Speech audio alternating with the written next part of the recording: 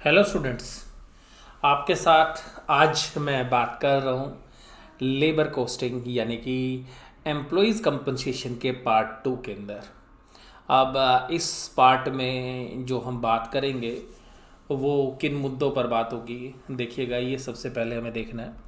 तो सबसे पहले हम जो बात करने वाले हैं वो एम्प्लॉय कंपनसेशन के बारे में बात करेंगे। तो देखिएगा, system of wages payment and incentives. तो ये सबसे पहले हमने बात करी जिसमें टाइम के हिसाब से कैसे वेजेस कैलकुलेट होती है, यानी कि टाइम जो है वो मेन होता है।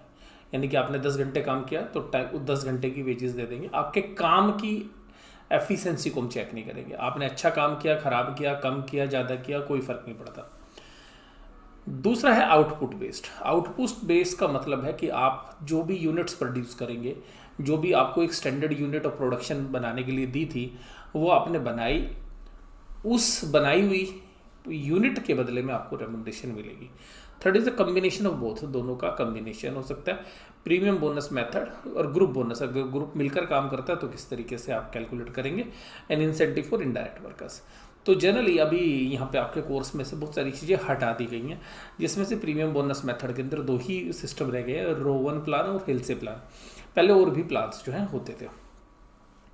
तो अब देखिएगा, इस नए क्लेवर के अंदर यानी कि ये जो चैप्टर है इसको इम्प्रूव किया गया है, क्योंकि बहुत सारे ऐसे मेथड्स या जो टेक्निक्स थी जो आज की डेट में प्रैक्टिकली जो है अप्लाई नहीं होती, तो केवल टेक्स्ट बुक में आपको क्यों पढ़ाई जाए, इसलिए इंस्टीट्यूट ने जो है उन चीज़ों को हटा दिया है। तो देखिएगा, सबसे पहले state line basis. State line basis का मतलब है कि स्टेट में जो भी स्टेट टाइम है, आपने 10 घंटे काम किया, 10 घंटे, 1 घंटे की मजदूरी 100 रुपये, 10 × 100 1000 रुपये। 7 घंटे काम किया, 7 × 100 700 रुपये। यानी कि आपकी अटेंडेंस लगी होगी, अटेंडेंस आने की, और जब आपने एग्जिट किया होगा तो उस एग्जिट का। तो सीधी सी बात ये कि अगर आप जो है कितने घंटे काम करते हो उसके हिसाब से आपको अगर रेमुनरेशन मिले, तो ऐसी रेमुनरेशन को बोलते हैं स्टेट टाइम रेट सिस्टम। ये जनरली ऑफिसर्स के लिए या ऐसे लोगों के लिए जहाँ पर कि उनका स्टैंडर्ड मेजरमेंट नहीं किया जा सकता, यानी कि उनको काम को आप इवेल्यूट नहीं कर सकते। जैसे अभी अकाउंटेंट का काम है, अब अकाउंटेंट आएगा तो देखिएगा वो सारे मिक्स काम करता है। तो अब सीए के ऑफिस में जो सारे मिक्स काम होंगे तो एक स्टैंडर्डाइज काम तो है नहीं, तो जितने घंटे काम करोगे उतने घंटे के आपको पैसे दे दिए जाएंगे। आपकी स्पीड कम है या ज़्यादा है उससे कोई फ़र्क नहीं पड़ता। उसके बाद है स्टेट पीस रेट सिस्टम। तो जो देखिएगा टाइम रेट सिस्टम में क्या है कि वर्क की मेजरमेंट नहीं होती है, तो इनएफिशिएंट वर्कर को भी जो है ज़्यादा पैसे मिल जाते हैं। तो वहाँ पर जो है टाइम रेट के अंदर जनरली जहाँ पे क्वालिटी वर्क होता है वहाँ पर हम टाइम रेट को यूज़ करते हैं, और जहाँ पे स्टैंडर्ड मेजरमेंट नहीं होता, अगर स्टैंडर्ड मेजरमेंट है तो आप स्टेट पीस रेट सिस्टम जो है यूज़ करते हैं। यानी कि पीस रेट सिस्टम के अंदर जितने आपने पीस प्रोड्यूस किए उतने की आपको सैलरी दे दी। तो सिंपल सा यहाँ पर एक है कि जो मज़दूर जितने यूनिट्स बनाता है उसको पैसे दे। जैसे कि आप गारमेंट्स इंडस्ट्री के अंदर देखिएगा कि जितनी शर्ट्स जो है टेलर ने सिली, उनकी टेलर्स ने जितनी शर्ट सिलेगा उसके पैसे, मान लीजिएगा पर शर्ट 150 रुपये है, तो एक शर्ट सिलेगा तो 150, 2 शर्ट सिलेगा तो 300 रुपये, 3 शर्ट सिलेगा तो 450 रुपये। तो इस तरीके से जो पीस रेट सिस्टम है, तो यहाँ पर स्टैंडर्डाइज वर्क होता है, वहाँ पर इस तरीके के पीस रेट सिस्टम को जो है अप्लाई करते हैं। उसके बाद है प्रीमियम जो है प्लान्स। तो अभी ये प्रीमियम प्लान्स जो है ये काफ़ी इंपॉर्टेंट है आपके कोर्स के लिए भी, तो इनको आपने ढंग से जो है समझना है। तो देखिएगा, प्रीमियम प्लान के अंदर मैं अगर आपसे बात करूं तो यहाँ पर सबसे पहला जो प्लान है हेल्थ से प्रीमियम प्लान। तो देखिएगा, हेल्थ से premium plan, under the health से premium plan a standard time is fixed. कैसा टाइम फिक्स करते हैं, एक स्टैंडर्ड टाइम जो है फिक्स कर लिया जाता है। अब इस स्टैंडर्ड टाइम को फिक्स करने का मतलब क्या है कि एक टाइम निश्चित कर दिया। मान लीजिए आपको एक स्टैंडर्ड टाइम दे दिया कि ये काम आपने 60 घंटे में करना है, और अगर ये काम 60 घंटे से ज़्यादा में किया गया तो आपको जो टाइम आपने दिया है, जो भी टाइम आपने लिया उसकी सैलरी आपको मिल जाएगी। तो जनरली इस पोर्शन के अंदर जो भी वेजेस मिलेगी वो उसकी मिलेगी जो आपने काम किया। तो आप देखिएगा यहाँ पर जो वेजेस मिलेगी वो 60 घंटे की मिलेगी, क्योंकि स्टैंडर्ड टाइम 60 है, लेकिन आपने वो काम कर दिया, एक्चुअली मजदूर ने वो काम कर दिया 48 आवर्स में। तो मजदूरी किसने की मिलनी चाहिए, 60 घंटे की या 48 घंटे की। यानी कि स्टैंडर्ड टाइम था, यानी कि स्टैंडर्ड आवर्स थे 60 घंटे, और एक्चुअल टाइम यानी कि 80 या टाइम टेकन जो था वो था 48 आवर्स। तो अब अगर आवरली रेट है 100 रुपये, तो मजदूरी किसकी मिलनी चाहिए, 60 घंटे की या 48 घंटे की। तो इस सिस्टम में कहते हैं कि जो भी काम किया वो तो मजदूर तो 48 घंटे ही काम करने आया, तो 48 इंटू 100 उसको 4800 रुपये सैलरी मिलेगी जो काम उसने किया उसके। लेकिन इसी पोर्शन में एक चीज़ और ऐड हो जाएगी, दैट इज ए बोनस। क्या मिलेगा, बोनस। तो ये जो बोनस है ये उसको पे किया जाएगा। तो बोनस कैसे पे करेंगे अब ये बोनस काफ़ी इंपॉर्टेंट है। अब बोनस दिया जाएगा जो भी उसने टाइम सेव किया है उसका 50%। तो टाइम कितना सेव किया, अब टाइम सेव को कैसे निकालोगे, टाइम सेव को कैसे कैलकुलेट करोगे कि कितना टाइम सेव किया। अगर 60 घंटे का समय था और उसने 48 घंटे में काम कंप्लीट कर दिया, तो उसने कितना टाइम सेव किया, यानी कि जो स्टैंडर्ड आवर्स थे उसमें से जो भी उसने एक्चुअल आवर्स लिए उसने टाइम बचा दिया 12 घंटे। तो 12 घंटे की जो मजदूरी होगी उसका 50% अब उसको पे कर देंगे, that will be the incentive या प्रीमियम या बोनस। तो यहां पर आप कैसे कैलकुलेट करेंगे, 12 घंटे की मजदूरी क्या बनती है, तो देखिएगा इधर देखिएगा 12 घंटे की मजदूरी इंटू 100 बनती है 1200 रुपये। अब उस 1200 का 50% दे देंगे हेल्थ से प्लान में, तो 50% कितना बन गया, 600 रुपये। तो उसको जितने घंटे काम किया उसकी तो मजदूरी मिल गई 4800 रुपये, और जो टाइम उसने बचाया उसका 50% हम उसको बोनस दे देते हैं एज ए इंसेंटिव्स। ये हेल्थ से प्लान का जो है मेन जो है क्राइटेरिया है कि किस तरीके से इसके अंदर रेमुनरेशन दी जाती है। तो एक स्टैंडर्ड टाइम फिक्स कर दिया जाता है, और उसके अलावा जितना टाइम वो सेव करेगा उसकी वेजेस अलग, यानी कि जो भी time taken into time rate, यानी कि हम इसको ये कह सकते हैं कि जो भी एक्चुअल आवर्स थे उसका जो भी स्टैंडर्ड रेट था, यानी कि जो भी वो मजदूरी हमने उसको दे दी, प्लस 50% ऑफ टाइम सेव्ड, यानी कि जो भी स्टैंडर्ड आवर्स थे उसमें से जो उसने एक्चुअल आवर्स लिए और उसको जो भी स्टैंडर्ड रेट था उससे मल्टीप्लाई कर दिए। तो देखिएगा एग्जाम में ना बदल बदल के दे देते हैं, तो इसलिए इनके मतलब आपको समझ में आने चाहिए। टाइम टेकन का मतलब ही एक्चुअल आवर्स है, टाइम रेट का मतलब ही स्टैंडर्ड रेट है, टाइम सेव्ड का मतलब क्या है, standard hours minus actual hours. तो यहां पर क्या फायदा है, फायदा ये कि देखिएगा जितने घंटे काम किए उसकी मजदूरी तो उसको मिलेगी मिलेगी, यानी कि जो स्टेट टाइम रेट वाली वेजेस है वो तो मिलेगी मिलेगी। और उसके अलावा अगर वो अच्छा काम करेगा, जल्दी काम निपटा देगा, तो उसको जितने टाइम उसने सेव किए उतना उसको जो है पैसा मिलेगा। अब ये इंसेंटिव जो है डिसएडवांटेज क्या है कि ये इंसेंटिव पीस रेट के ऊपर बेस्ड नहीं है, तो it is strong the piece rate system.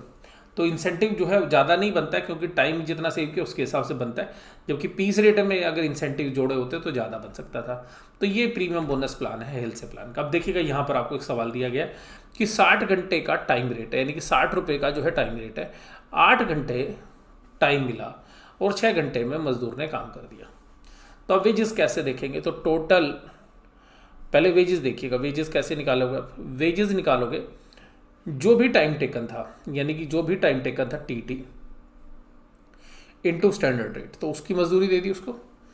तो टाइम 60 रुपये की मजदूरी और टाइम लिया 6 इंटू 60, यानी कि 360 रुपये उसको मिल गए सैलरी, प्लस बोनस। बोनस कितना मिलेगा, जो भी टाइम उसका सेव हुआ है। तो टाइम सेव कितना किया, 8 माइनस 6, 2 घंटे, और 2 घंटे की मजदूरी है 60 रुपये, तो 2 घंटे इंटू 60 120, और 120 में से आधा पैसा उसको दे देना इंटू 50/100, तो कितना हो गया 30, सॉरी 60 ही रुपये हो गया। तो 60 प्लस 360 इज इक्वल टू 420। तो ये बन गया इसकी टोटल वेजेस। तो टोटल वेजेस इंक्लूडिंग इंसेंटिव्स, ये हो गया जी हेल्थ से। अब है रो 1 प्लान। देखिएगा रो 1 प्लान थोड़ा सा डिफरेंट है, हालांकि काफ़ी जो है पॉपुलर प्रीमियम प्लान्स हैं या बोनस प्लान्स हैं या इंसेंटिव प्लान्स हैं।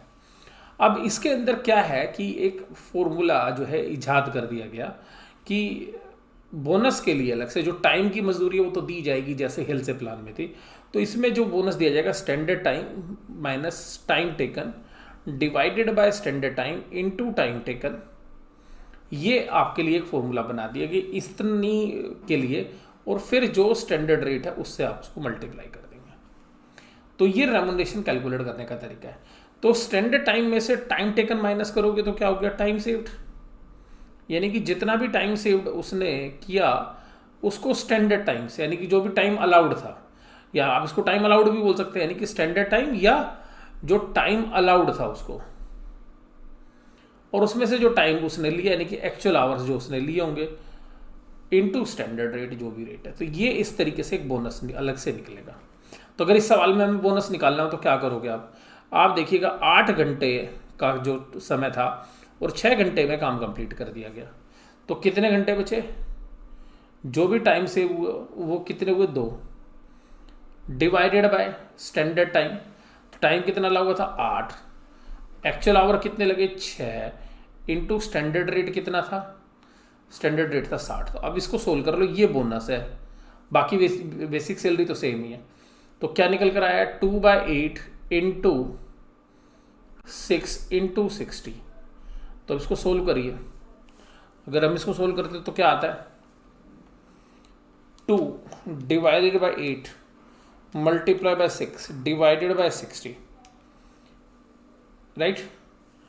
तो ये आ गया हमारा, देखिए 2 डिवाइडेड बाय 8 मल्टीप्लाई बाय 360, ये वैल्यू आती है 90 रुपये। तो 90 रुपये इसका बोनस हो गया। जैसे पिछले सवाल में अलग बोनस था, इसमें अलग बोनस है। तो इसमें क्या हो गया 360 रुपये तो मजदूरी थी और प्लस 90 रुपये बोनस, तो कुल कितना हो गया 450 रुपये। तो इस तरीके से आप जो है रोवन प्लान में वेजेस कैलकुलेट करते हैं। अब बात आती है कि इसके प्रैक्टिकल क्वेश्चंस कैसे आ सकते हैं। तो देखिएगा जो इलस्ट्रेशन ऑफ रेट है, it is very important question और ये आपके एग्जाम में आ सकती है। अब देखिएगा कोविड की वजह से पिछली बार तो पेपर हुए नहीं, तो इस बार जो पेपर हो रहे हैं तो ध्यान रखिएगा पेपर आसान आएगा, और ऐसी संभावना लगाई जा रही है कि जितना 2 अटैम्प्ट में जितने बच्चे पास होने थे वो एक ही अटैम्प्ट में पास किए जाएंगे। तो आप ये समझिएगा पेपर बिल्कुल नहीं छोड़ने, और आपने एग्ज़ाम जब दोगे तो आपके पास होने की प्रोबेबिलिटी थोड़ी सी ज़्यादा है। तो थोड़ा सा मन लगा के पेपर देंगे तो बड़े आराम से आप पास हो जाएंगे। घबराने की ज़रूरत नहीं है, पेपर जो है इस बार जो है बुक से ही आने की जो है सबसे अधिक संभावना है। तो इसलिए आईसीआई के मटेरियल को आप अच्छे से करके जाइएगा।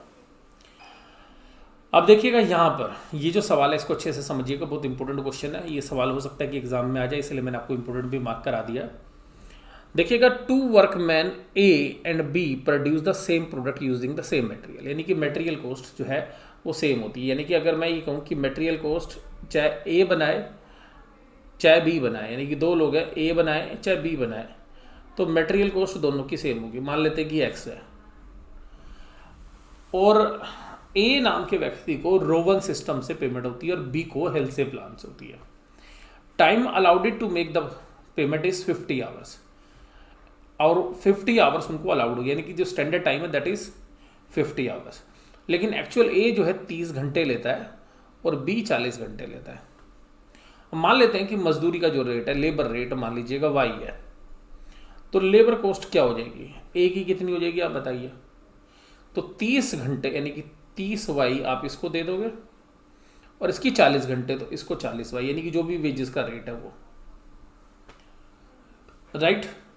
उसके बाद इनको बोनस भी मिलेगा क्योंकि दोनों ने टाइम बचाया, बोनस या इंसेंटिव। तो रोवन में बोनस कैसे निकालते हैं याद करो।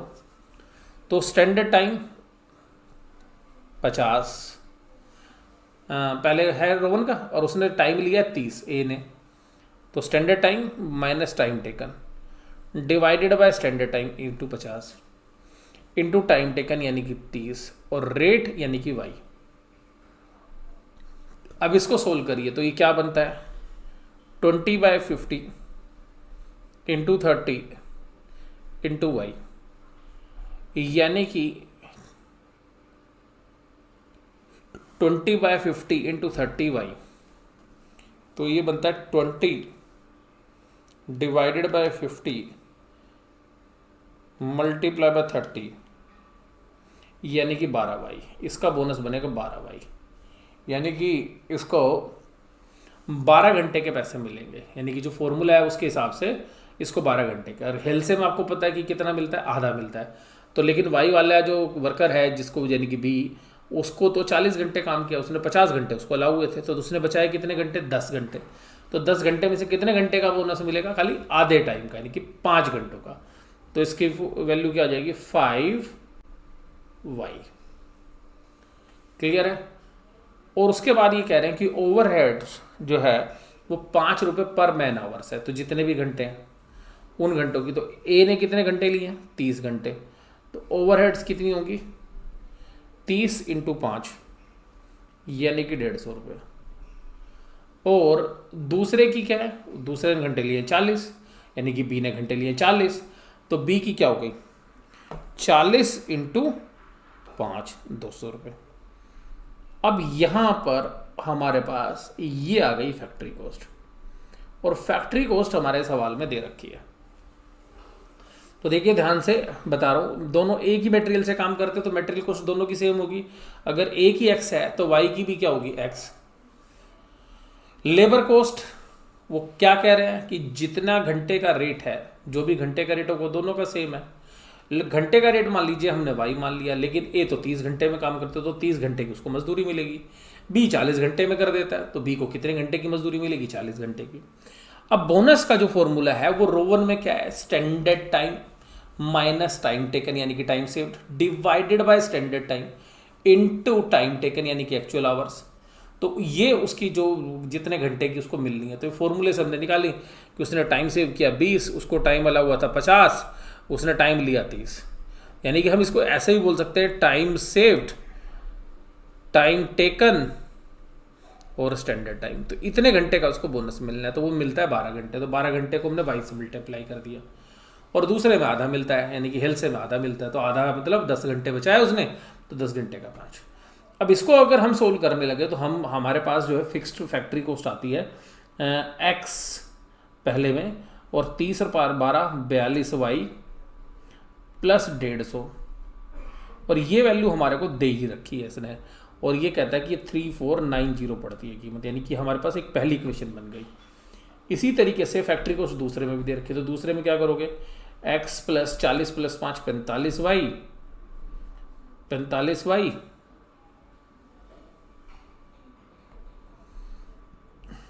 और उसके बाद 45 वाई के बाद प्लस 200, और इसमें कीमत क्या पड़ती है? इसमें कीमत पड़ती है 3600। तो इससे हमारे पास क्या बना? हमारे पास दो इक्वेशन आ गई। अगर हम यहाँ पर पूरा देखने की कोशिश करें तो हमारे पास क्या इक्वेशन बनी, तो मैं यहाँ थोड़ा साफ कर देता हूँ, और ये देखिएगा, ये इक्वेशन बन गई हमारे पास। पहली x plus 42y is equal to 3496 में से 150 निकाल दो, 3496 माइनस 150 यानी कि 3346। और दूसरी क्वेश्चन बन गई हमारे पास x plus 45y is equal to 3600 में से 200 निकाल दो यानी कि 3400। अब इन दोनों इक्वेशन को आप सोल्व कर लो, एक इक्वेशन ये बन गई, एक इक्वेशन ये बन गई। तो जो दोनों इक्वेशन को सोल्व करोगे आप तो x और y की वैल्यू आपके पास आ जाएगी। तो देखिएगा यहाँ पे, तो हमने मान लीजिएगा स्टेप नंबर 1 में x ले लिया मेटेरियल की कॉस्ट और y ले ली वेजेस का रेट। तो ये हमने a के लिए कैलकुलेट कर लिया, तो ये हमारी इक्वेशन निकल गई x plus 42y is equal to 3340। ये जो 3340 सॉरी 3340 राइट, ये 3490 है, सॉरी 96 नहीं है, कीमत 3490 है। तो प्रोडक्ट ए की कॉस्ट 3490, तो 3490 माइनस 150, ये इक्वेशन बन गई पहली। दूसरी इक्वेशन हमने बी के लिए बना ली। तो दोनों इक्वेशन जब हमारी बनी एक्स और वाई, तो हमने यहाँ पर एक्स और वाई की कैलकुलेशन कर ली और फिर हमने सारी वैल्यूज़ फिट कर दी। तो अगर सारी वैल्यूज़ फिट करोगे तो आपको डायरेक्ट वेजेस पता चल गई, बोनस पता चल गया, फैक्ट्री ओवरहेड, और ये मटेरियल कीमत आपकी बैलेंसिंग फिगर आ जाएगी। और ये चेक कर लेना कि दोनों बराबर आनी चाहिए, राइट। तो आप इस इक्वेशन को सोल्व करके एक्स और वाई की वैल्यू फिट कर लेंगे तो आपके पास पूरा सवाल वैसे ही सोल्व हो जाएगा। तो एक्स की वैल्यू देखिएगा 2500 आ रही है, वाई की वैल्यू 20 रुपये पर आवर आ रही है। तो जहाँ पर भी वाई की वैल्यू है वो फिट कर दी, जैसे इसमें 40 है तो 40 इंटू बीस यानी कि 800। तो देखिए कि 800 आ गई, राइट। अब बढ़ते हैं थोड़ा आगे।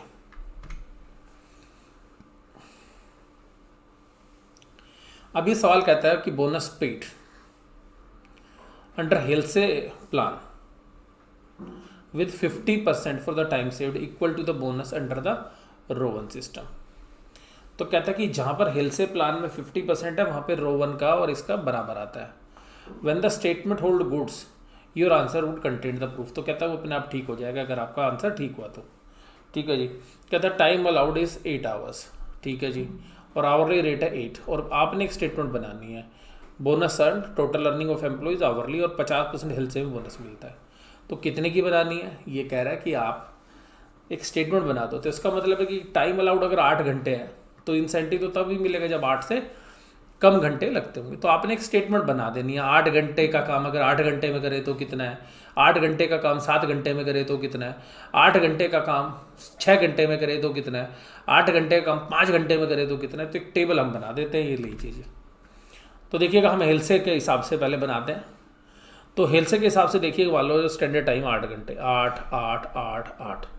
हम अज्यूम करते हैं कि जो काम है वो पहले केस में 8 घंटे में कंप्लीट हो जाता है, दूसरे केस में 7 घंटे में, 6 घंटे में, 5 घंटे में, 4 घंटे में, 3 घंटे में, 2 घंटे में, 1 घंटे में।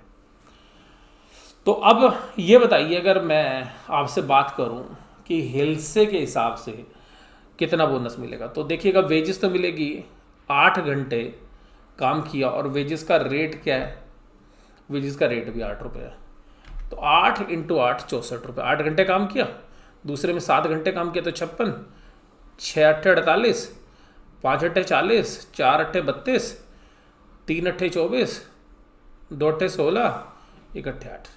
तो इतनी मजदूरी मिलेगी जितने घंटे काम किया। लेकिन 8 घंटे में 8 घंटे काम किया तो बोनस मिलेगा 0, क्योंकि सेविंग करी नहीं।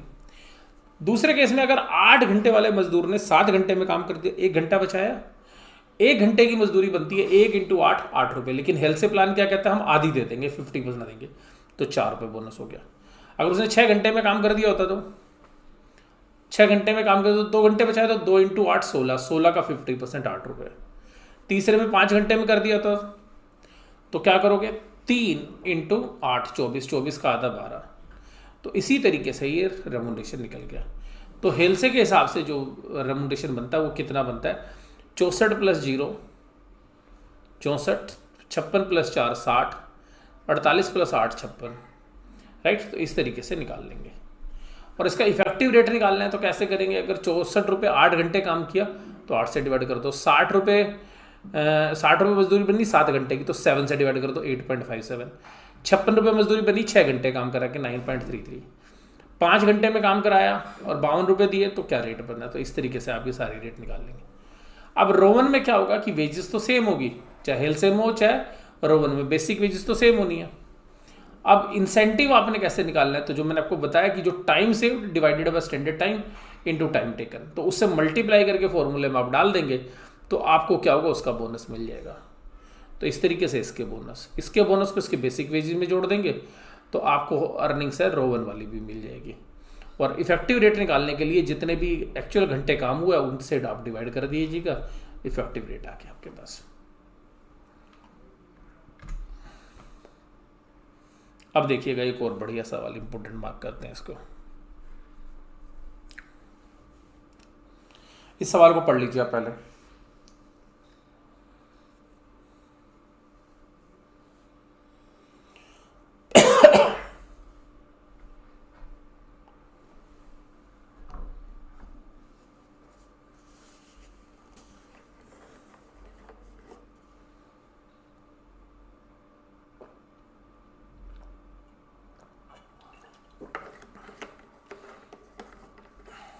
अब देखिएगा यहाँ पे, a skilled worker in XYZ limited is paid guaranteed wages of 30 रुपये पर आवर, यानी कि 30 रुपये मिलती है। टाइम पर unit of a particular unit is 4 hour, और उसके लिए एक यूनिट के लिए 4 घंटे मिलते हैं। P is a machine man has paid wages under the Rowan plan, he had an effective hourly rate of 37 रुपये 50 पैसे, और उसको किसके हिसाब से देते हैं, रोवन के हिसाब से, और वो 37 रुपये 50 पैसे की मजदूरी उसको इफेक्टिवली मिलती है। तो ये कह रहा है कि अगर उसको हम हेल्से से दें तो कितनी वेजेस बनेंगी, तो हेल्से से अगर हम वेजेस दें तो कितनी बनेगी। तो देखिएगा ये तो वर्किंग नोट का काम हो गया पहले कि हम उसको 30 रुपये देते हैं। तो देखिएगा उसने जितने भी घंटे काम किया, हम ये जूम कर लेते हैं कि उसने जो काम किया वो कितने घंटे किया, तो वो तो हमें पता नहीं। तो स्टैंडर्ड जो प्रोडक्ट है वो 4 घंटे जो है लगते हैं एक में, और 30 रुपये घंटे के मिलते हैं। तो स्टैंडर्ड आवरली रेट क्या हो गया, स्टैंडर्ड आवरली रेट बताओ कितना हो गया, 1 यूनिट के कितने पैसे मिले।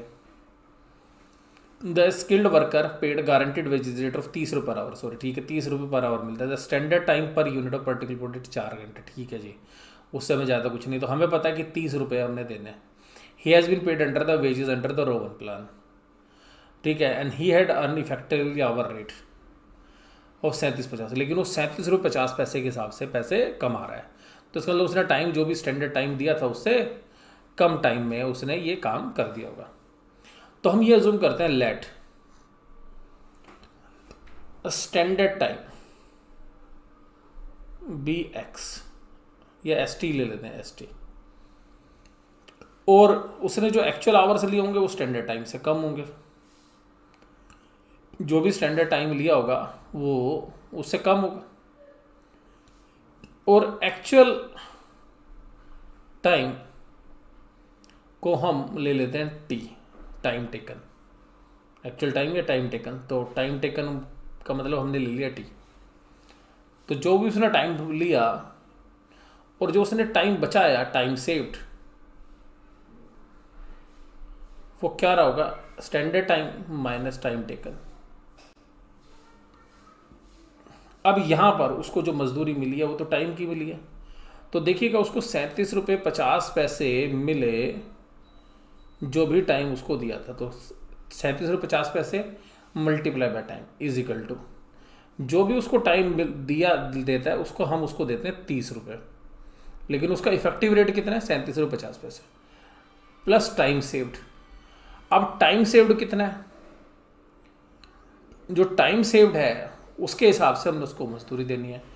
तो standard time minus time taken, तो अब जो स्टैंडर्ड टाइम है और माइनस टाइम टेकन, अब स्टैंडर्ड टाइम और माइनस टाइम टेकन पर unit of product is 4 hours, कितना है जी।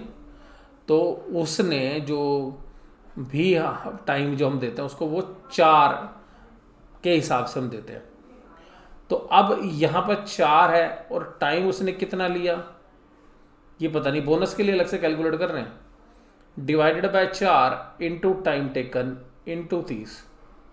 तो इसको अगर हम सोल्व करें, इसको अगर हम सोल्व करें, क्योंकि दोनों साइड टी है तो टी से टी हमने काट देना है एक साइड से। तो अगर हम इसको यहाँ पे सोल्व करें इसको, या आप इसको स्टैंडर्ड टाइम से भी सोल्व कर सकते हैं कि स्टैंडर्ड टाइम ले लें और टाइम टेकन रख लें।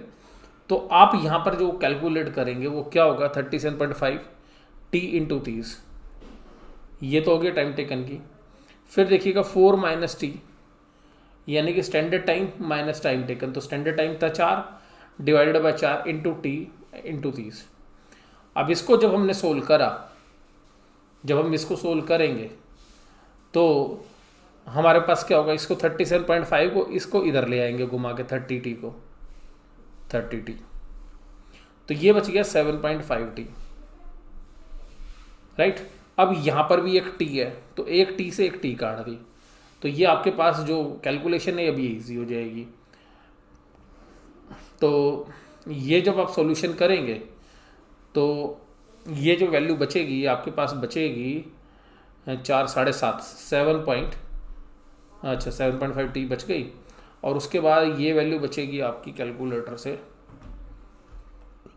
4 × 12 120 डिवाइड बाय 4 यानी कि 30 और 7.5t, तो यानी कि बच गई 7.5, यानी कि 22 रुपये 50 पैसे। तो 22 रुपये 50 पैसे को डिवाइड कर दो 7.5 से, तो ये वैल्यू आ गई टी की। तो ये टाइम टेकन आ गया, ये आ गया टाइम 22.5, और इससे आपने ये पूरा सवाल सोल्व कर देना है। राइट, अब चलते हैं अगले क्वेश्चन पे।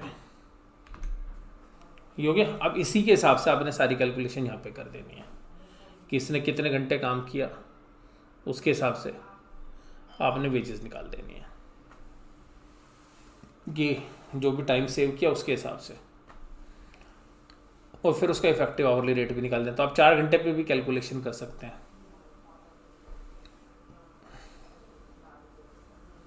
चलें जी, उसके बाद देखिएगा इलस्ट्रेशन। अच्छा, ये क्वेश्चन जो है मेरी बुक के अंदर भी है, उसमें पूरा सॉल्यूशन दे रखा है, वहाँ से भी आप देख सकते हैं। Question number 12, a worker is paid 10,000 per month, dearness allowance of 2,000 रुपये per month, where contribution to provident fund is 10% of the employers, also contribute the employer state insurance ESI भी जो लगता है 6.5%, जिसमें से 1.75% एम्प्लॉय देता है, तो नेट इफेक्टिव देख लेंगे। और फर्म 2 महीने की बोनस भी देती है ईच ईयर, तो फर्म्स पर 2 months of wages as a bonus. तो कहता है 300 घंटे जो है काम होता है, 8 घंटे ईच, और उसमें से जो है 15 दिन इसको छुट्टी मिलती है फुल पेमेंट के साथ। तो इसका मतलब कितने घंटे काम करेगा, 285, या अलग से कैलकुलेट होता है 285 इंटू 8 घंटे, तो उसके घंटे बनते हैं 2280 घंटे। तो जो भी हम उसको देते हैं वो 2280 घंटे का देते हैं। तो इफेक्टिव रेट निकालना, तो पहले सारी मजदूरी जोड़ लो और उसको 2280 घंटे से डिवाइड कर दो। तो देखिए 10 + 2 12,000, तो ये हो गया DA और सैलरी मिला के, तो 12,000 इंटू 12 1,44,000। एम्प्लॉयर कंट्रीब्यूशन है 10% ऑफ द सेम, तो 10% इसका निकाल दिया हमने, 1,44,000 का 10। उसके बाद 6.5 में से 1.75 तो एम्प्लॉय देता है, तो हमारा इफेक्टिव बना 4.75। तो 4.75 किसका है, वेजेस का, तो 1,44,000 का 4.75 6840।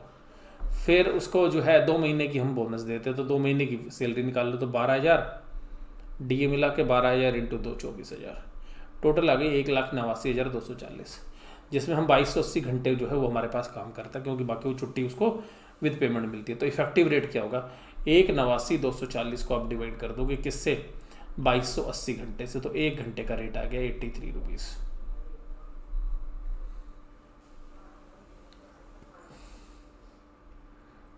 चले आगे। अब देखिएगा इसी तरीके से एक अगला सवाल है। इस सवाल में क्या कह रहा है, इस सवाल में कहता है कि बेसिक पे 10,000 है, DA 3,000 है, फ्रिंज बेनिफिट 1,000 है, वर्किंग डेज 300 है, 20 घंटे जो है छुट्टी मिलती है फुल पेमेंट के साथ। तो 20 दिन की छुट्टी है, तो कितने दिन काम करता है, 280 दिन।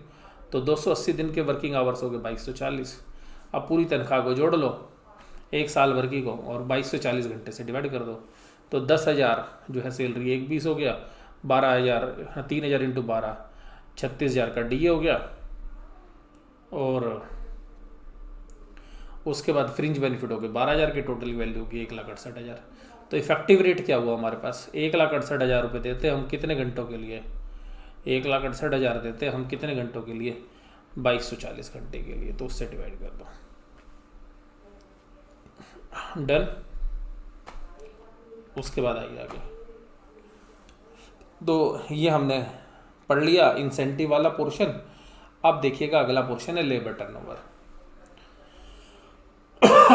तो देखिएगा लेबर टर्नओवर में 2 तरीके के क्वेश्चंस बनते हैं, एक तो लेबर टर्नओवर की कॉस्ट या लेबर टर्नओवर की कैलकुलेशन। तो सबसे पहली बात करते हैं कि लेबर टर्नओवर होती क्या है। देखिएगा लेबर टर्नओवर का मतलब है कि लेबर नौकरी छोड़ के चली जाए, या लेबर किसी भी कारणवश से अपने काम पे ना आए, या आप उसको नौकरी से निकाल दें, तो इसको बोलते हैं लेबर टर्नओवर। तो लेबर टर्नओवर को कैलकुलेट करने के लिए ना 3 फॉर्मूले जो है जनरली यूज़ किए जाते हैं। जो पहला मेथड है वो कहता है सेपरेशन मेथड। सेपरेशन मेथड का मतलब है जो लोग नौकरी से सेपरेट हो गए, अलग हो गए, आपने नौकरी से निकाल दिया या वो खुद छोड़ के चले गए, यानी कि जो भी लोग नौकरी से छोड़ के चले गए उनको एवरेज नंबर ऑफ वर्कर से आप डिवाइड कर दें, यानी कि जो साल भर के दौरान एवरेज रहे। अगर एवरेज नहीं दे रखा तो इसका मतलब opening worker plus closing worker divided by 2। तो नंबर ऑफ वर्कर सेपरेटेड, तो ये पहला फॉर्मूला, हालांकि आपकी बुक में 2 नंबर पे दे रखा है। तो number of workers separated number of employees divided by average number of workers. दूसरा है अब उनके बदले में आप कितने लोगों को रखते हैं। मान लीजिए 40 लोग छोड़ के गए और आपने 30 लोग रख लिए, और 30-40 की जगह आपको 50 भी रखने पड़ सकते हैं, क्योंकि वो काम करने में थोड़े से अगर अनट्रेंड हो गए तो 40 की जगह 50 भी हो सकते हैं।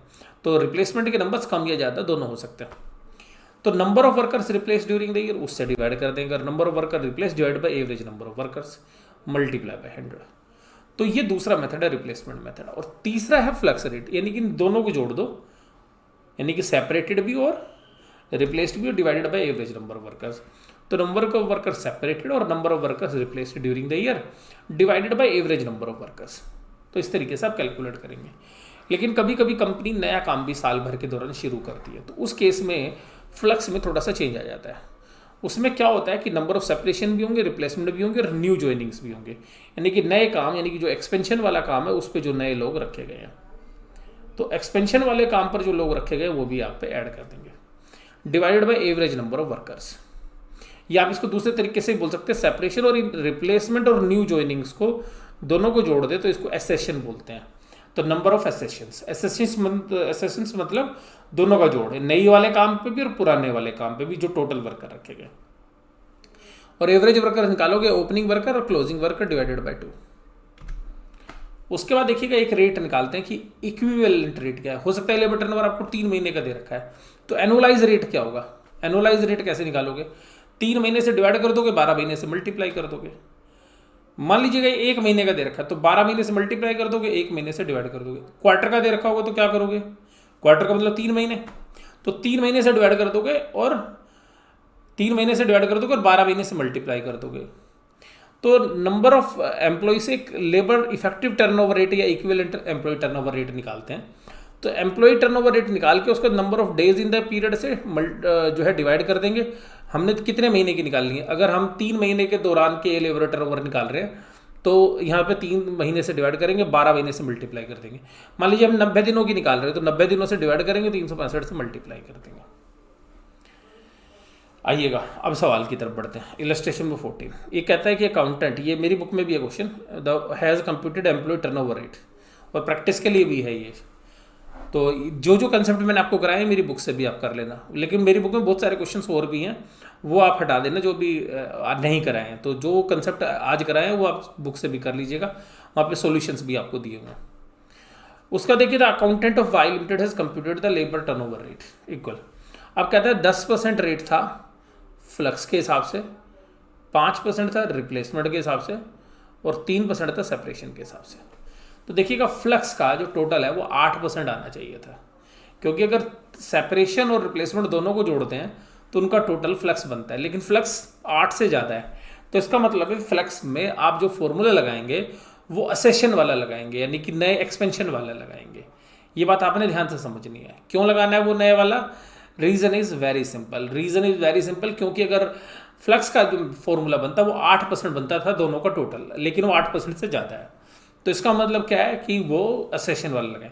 तो अब देखिएगा वो कह रहा है कि जो number of workers replace during the year is 30। अब देखिएगा रिप्लेसमेंट वाला रेट कितना है, 5%। अगर 5% लोग 30 नंबर हैं तो 5 से डिवाइड कर दो तो एवरेज वर्कर्स आपके पास आ जाएंगे। अगर आप 30 को 5 से डिवाइड कर दो, क्योंकि 30 नंबर जो रिप्लेस हुए हैं वो टोटल वर्कर का 5% है, तो 30 डिवाइडेड बाय 5%, तो नंबर ऑफ वर्कर्स हैं आपके पास एवरेज 600। और फिर वो कह रहा है कि जो नंबर ऑफ वर्कर्स सेपरेटेड कितने होंगे, तो सेपरेटेड 3% होंगे। तो सेपरेटेड निकालना हो तो कैसे निकालोगे, सेपरेटेड निकाल दो, 600 का 3% 18। अब वो कह रहा है कि फ्लक्स है 10%, तो अगर आपको एसेशन निकालने तो कितने लोग लिए होंगे पुराने और नए काम पे मिला के, तो 600 का 10% कितना है, 600 का 10% है 60, और 60 में से 18 आपने रिप्लेस कर दिए, तो कुल एसेशन में कितने हैं 42। और अगर आपसे पूछे कि नई ज्वाइनिंग्स कितनी है, तो आप उसमें से 42 में से 30 निकाल दो, क्योंकि 30 तो पुरानों के बदले में रिप्लेस किए हैं और 42 टोटल रखे हैं। तो नई ज्वाइनिंग्स कितनी है 12, अगर आपसे सवाल पूछे तो आपसे पूछा 42 18। आप पूछेगा इक्विवेलेंट रेट, तो आपसे यही पूछा, एसेशन ही पूछा, नई ज्वाइनिंग नहीं पूछी है।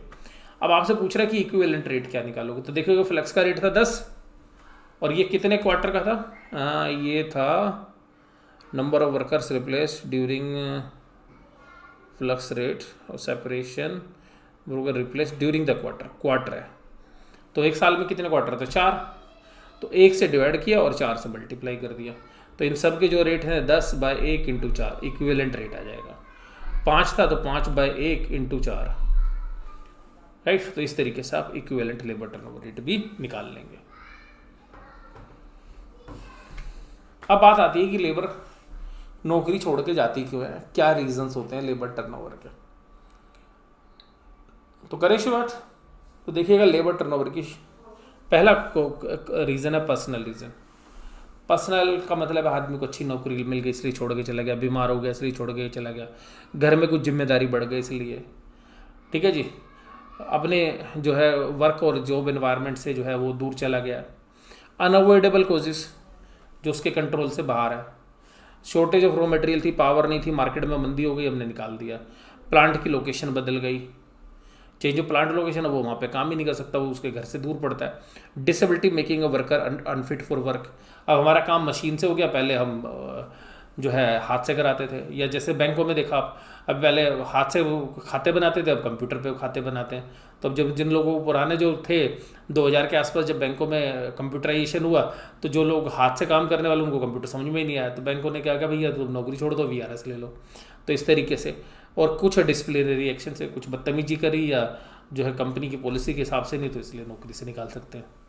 अवॉइडेबल, जिनको आप हटा सकते थे, जॉब से खुश नहीं था, उसकी तनख्वाह नहीं बढ़ रही थी, उसको खाने पीने के लिए सही जगह, बैठने के लिए देते थे, लंच करने की सही जगह नहीं थी, टॉयलेट की फैसिलिटीज़ नहीं थी, ट्रेनिंग नहीं थी, ठीक है जी, मेडिकल की फैसिलिटीज़ नहीं थी, कम मजदूरी मिलती थी, तो इस वजह से भी लोग नौकरी छोड़ के जा सकते हैं।